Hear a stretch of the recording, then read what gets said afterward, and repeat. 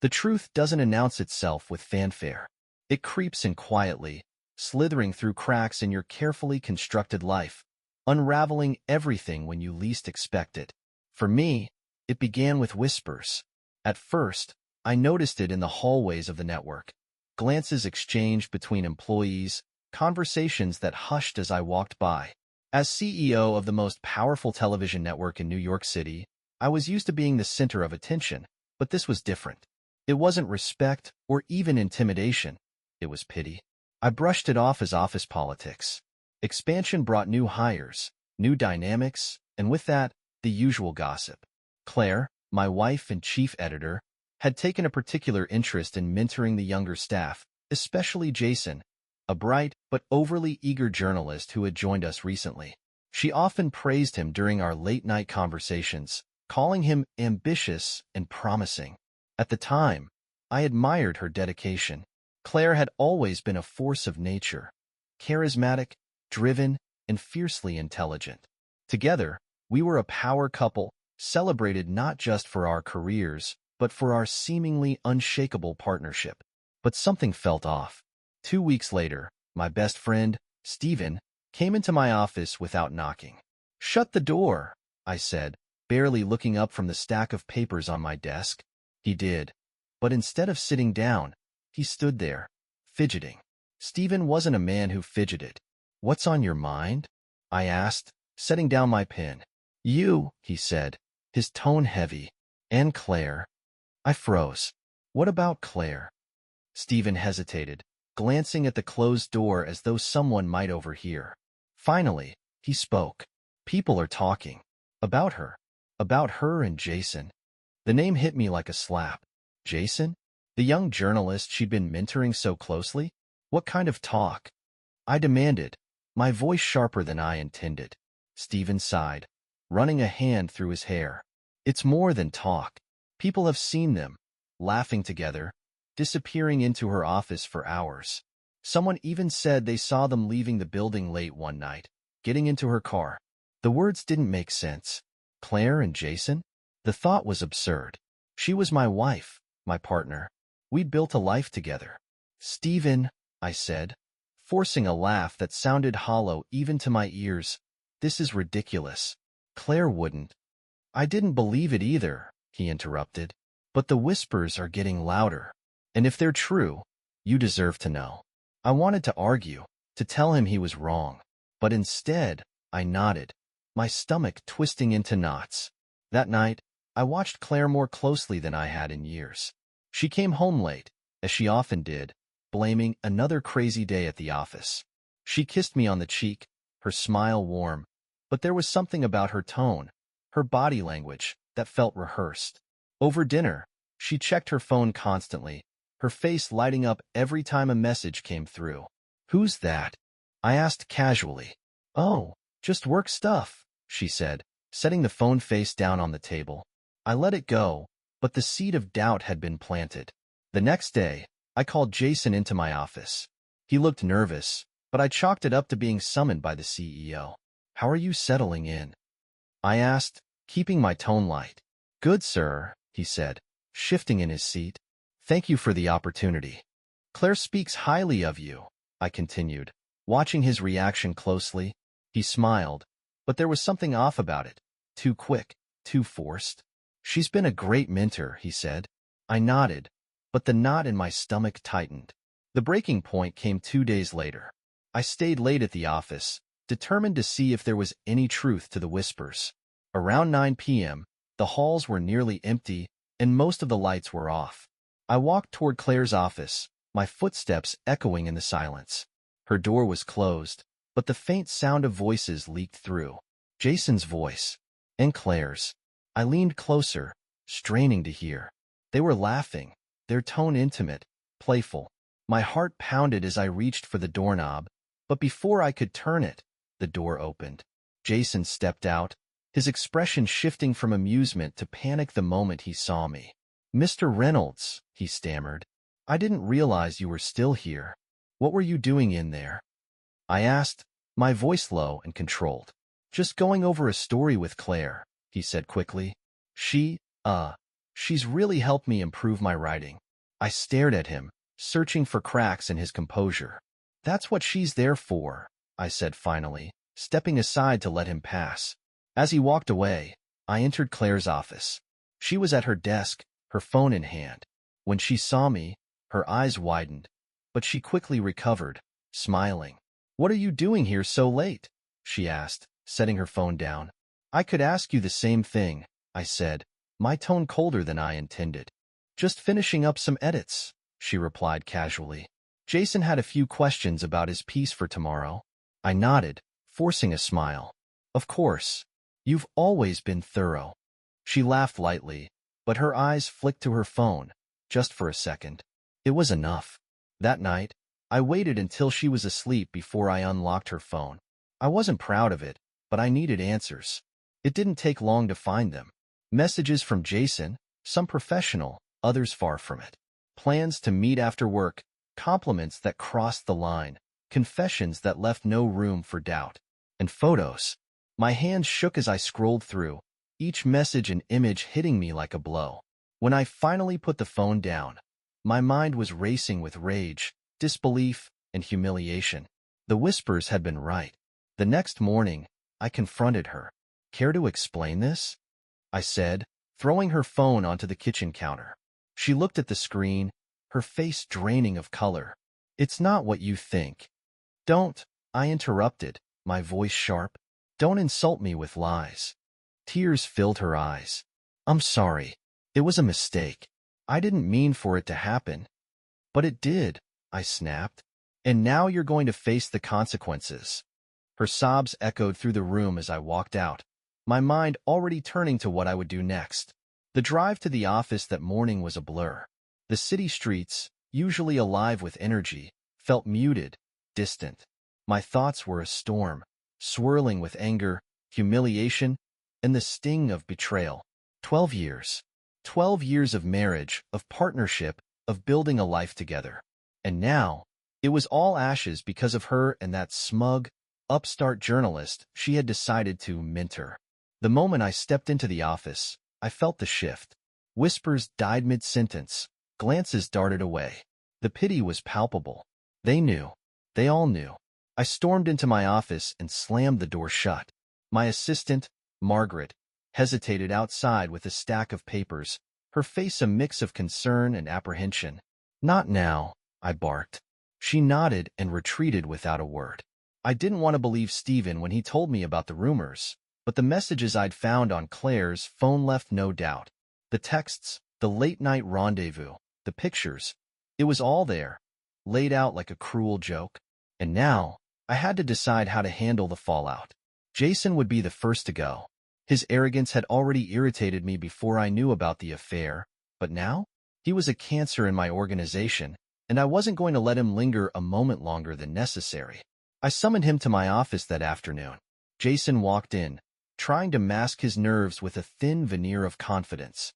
"Sit down," I said curtly, not bothering to look up from the papers on my desk. He obeyed, his usual cocky demeanor noticeably absent. "Mr. Reynolds, is something wrong?" I finally looked at him, letting the silence stretch until he shifted uncomfortably in his seat. "You've been here, what, 6 months?" I asked, my voice cold. "Yes, sir," he replied, his tone cautious. "In that time, you've managed to undermine not just your position but the integrity of this company. Do you have any idea what you've done?" His eyes widened, and for a moment, he looked like a deer caught in headlights. "Sir, I don't." "Don't insult me," I snapped, cutting him off. "I know about you and Claire. I know everything." He opened his mouth to respond, but no words came out. "You're fired," I continued, my voice steady. "Effective immediately. Security will escort you out. And if you even think about trying to take this to the media or another network, I'll make sure no one in this industry ever hires you again." Jason's face turned pale. He tried to stammer out a defense, but I didn't want to hear it.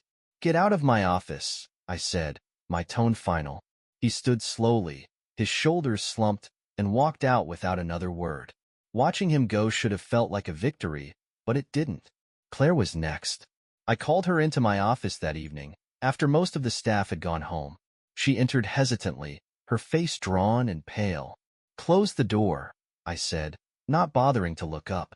She did, then stood in front of my desk, wringing her hands. "I assume you know why you're here," I began, finally meeting her gaze. Her lips trembled. I wanted to explain. "There's nothing to explain," I interrupted. "You betrayed me. You humiliated me. And you jeopardized the reputation of this company. Your actions have consequences, Claire." Tears welled in her eyes, but I felt no sympathy. "You're fired," I said bluntly. "Effective immediately. Your behavior is inexcusable, and I can't have someone like you representing this organization." She let out a choked sob. "Please, don't do this. I know I messed up, but this doesn't have to end like this." "It ended the moment you decided to sleep with Jason," I said coldly. "Pack your things and leave." Her pleas echoed in my ears as she walked out, her shoulders shaking with silent sobs. Firing them wasn't enough. The humiliation I'd endured, the betrayal that had shattered my life, it demanded more. Jason and Claire had to pay, not just with their jobs but with their careers. That night, I made a list of every major media executive, network head, and industry leader I knew. By the time I finished, there were over 50 names. One by one, I called them, sharing the story of Jason and Claire's indiscretion in vivid detail. I made it clear that hiring either of them would be a mistake, that their reputations were irreparably damaged. It didn't take long for the blacklist to take effect. Jason was rejected from every position he applied for, his name a red flag in HR departments across the industry. Claire, once a respected editor, found herself unable to secure even a freelance gig. They had gambled their careers on an affair, and I had ensured they lost. In the weeks that followed, I threw myself into work, determined to bury the pain beneath a mountain of deadlines and projects. The network thrived under my relentless drive, but the emptiness inside me only grew. Every time I walked into the office, I could feel the weight of what had happened. The pitying looks from my staff, the whispers I couldn't quite catch. All of it was a reminder of the betrayal that had unraveled my life. But I wasn't done. I had taken their jobs, their reputations, their stability. Now, I wanted to take everything else. Revenge is a peculiar thing. It doesn't bring the satisfaction you think it will. It doesn't fill the void or erase the pain. But it keeps you moving when everything else feels like it's crumbling. After Claire and Jason were gone, I should have felt relief. I should have felt like I had reclaimed some semblance of control. But all I felt was a gnawing emptiness, an ache that refused to subside. I couldn't let it go. Not yet.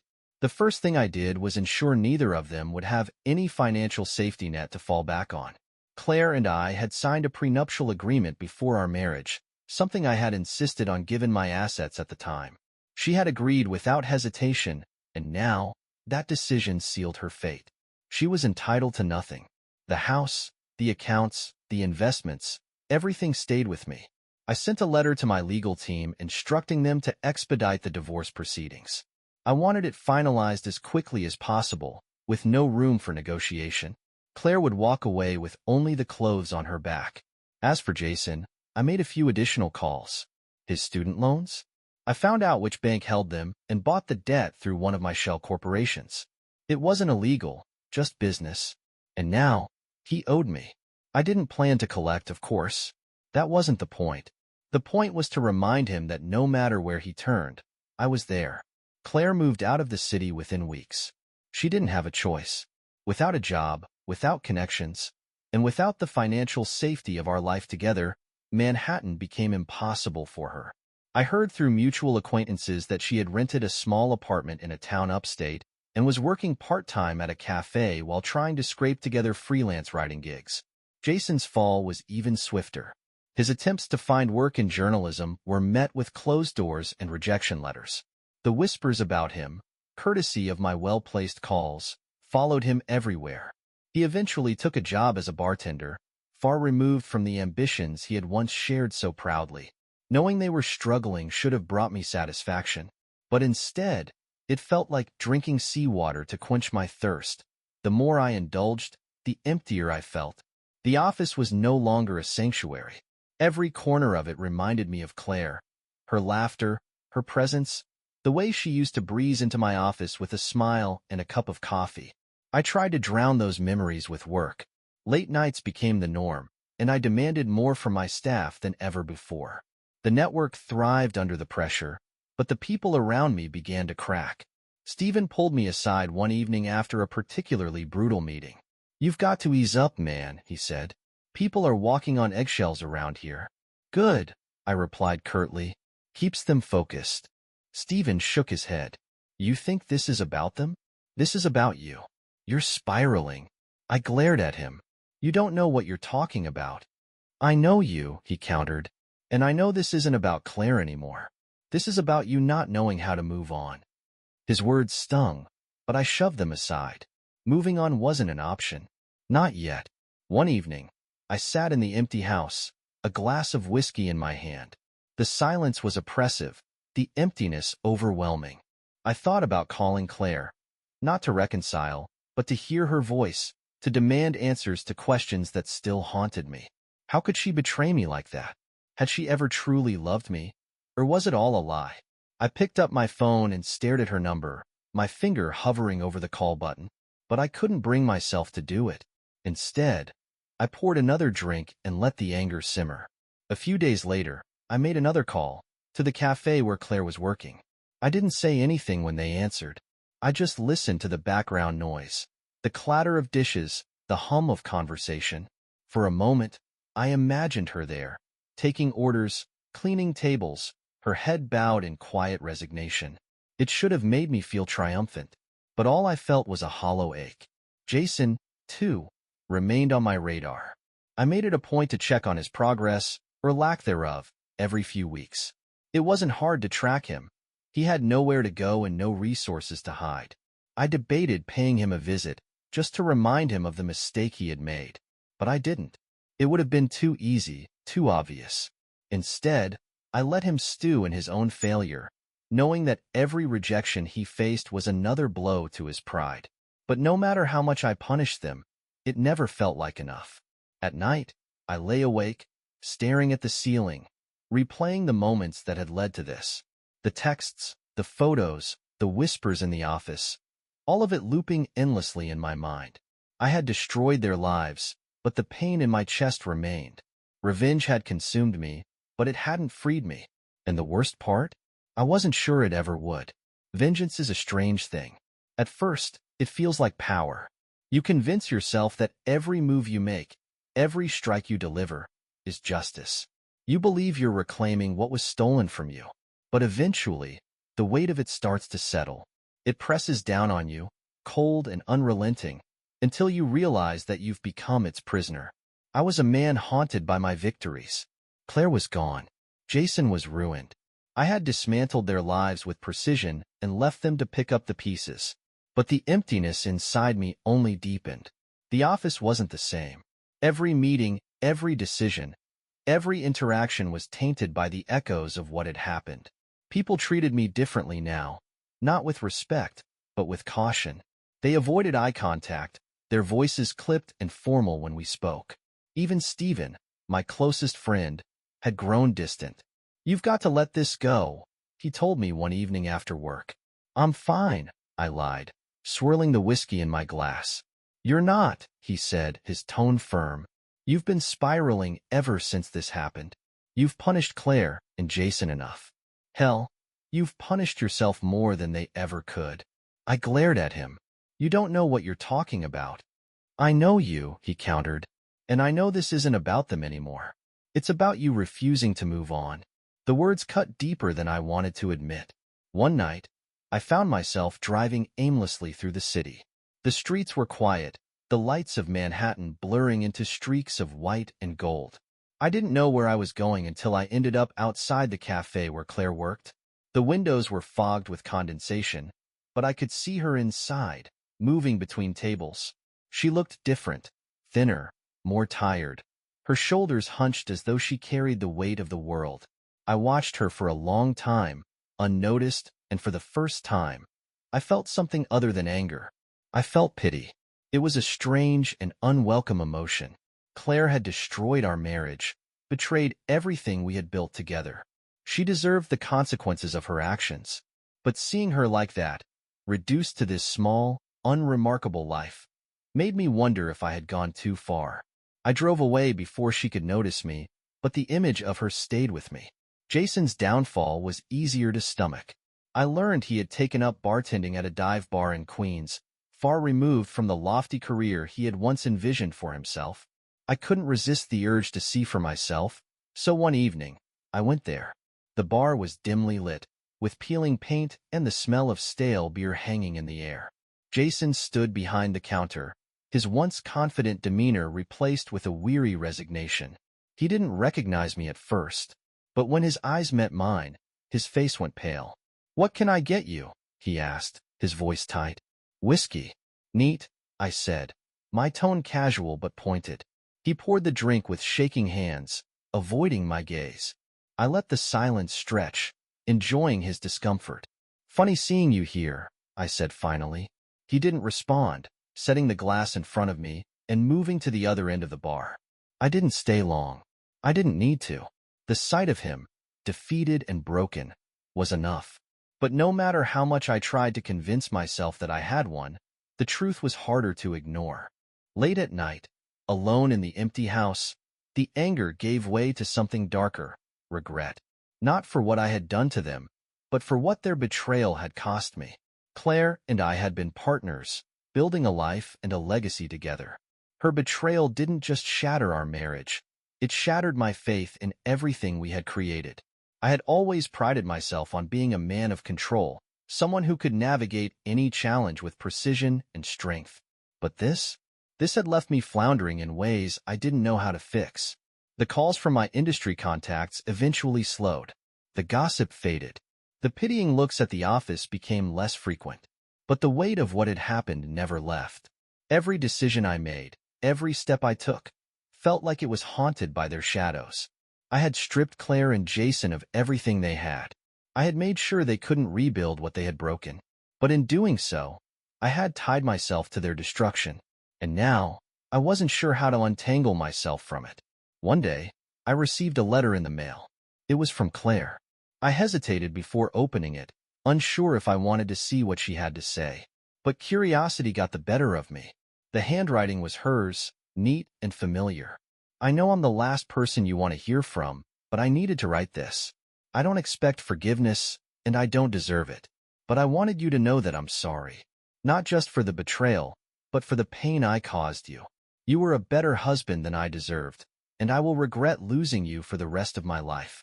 I've started over, far away from everything we built together. It's not much, but it's honest. I hope, in time, you can find peace even if it's without me. You deserve that much." I read the letter twice, then folded it and set it aside.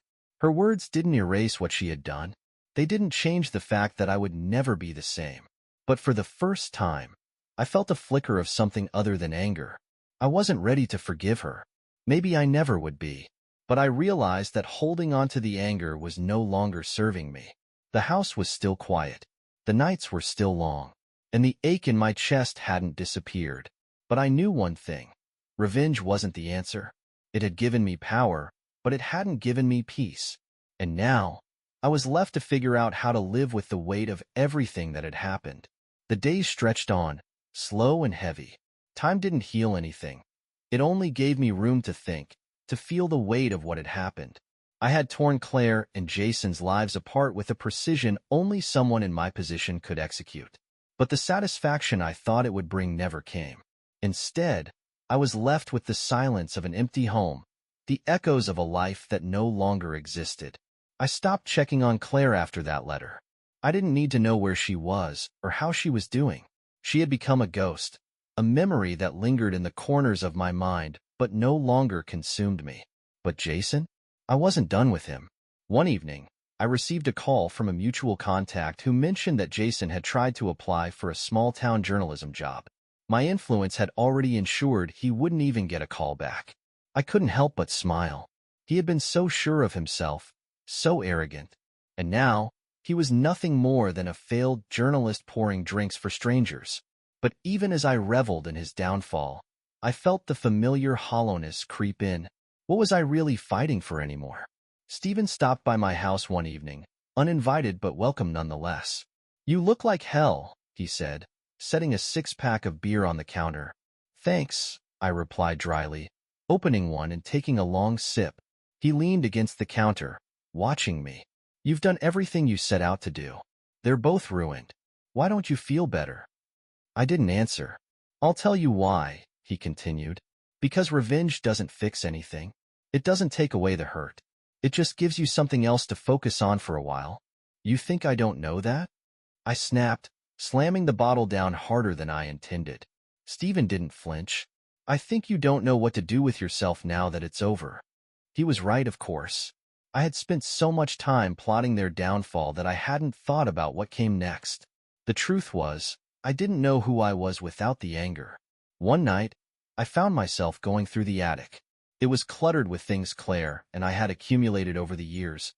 Old photos, souvenirs from trips, the kind of sentimental junk that felt too important to throw away but too irrelevant to keep in plain sight. I stumbled across a box labeled Anniversary. Inside was a collection of cards, letters, and small mementos we had given each other over the years. At the bottom was a card from Claire, written on our 5th anniversary. "To my partner, my anchor, my love, I don't know what I did to deserve you, but I'm grateful every day that you chose me. Here's to many more years of laughter, love, and building our dreams together. Forever yours, Claire." I sat there for what felt like hours, staring at the card. How had we gone from that to this? In the weeks that followed, I tried to distract myself. I immersed myself in work, pushed my team harder, closed bigger deals. But every victory felt hollow. Even the house felt like a mausoleum, filled with echoes of a life that no longer existed. One evening, I took down the last photo of us that still hung in the living room. A candid shot from a vacation in Paris, the Eiffel Tower glowing behind us. We were laughing, her head tilted back, my arm around her shoulders. I stared at it for a long time before placing it in a box with the others. The scars of betrayal don't fade easily. They linger, etched into the fabric of who you are. Claire's betrayal had changed me in ways I hadn't anticipated. It had made me harder, colder, and more cynical. But it had also forced me to confront parts of myself I had long ignored. The parts that sought control, that feared vulnerability, that equated love with power. Months passed. The house remained quiet, but the silence didn't cut as deeply as it once had. One evening, as I sat alone with a glass of whiskey, I thought about Claire, not with anger or bitterness, but with a strange sort of detachment. She was a chapter of my life that had ended. The scars she left would remain, but they no longer defined me. Life doesn't offer neat resolutions. There are no perfect endings, no tidy conclusions. What Claire and Jason took from me could never be fully reclaimed. But what I took from them had also taken a piece of me. And that's the truth about revenge. It leaves everyone worse off, even the one who wins.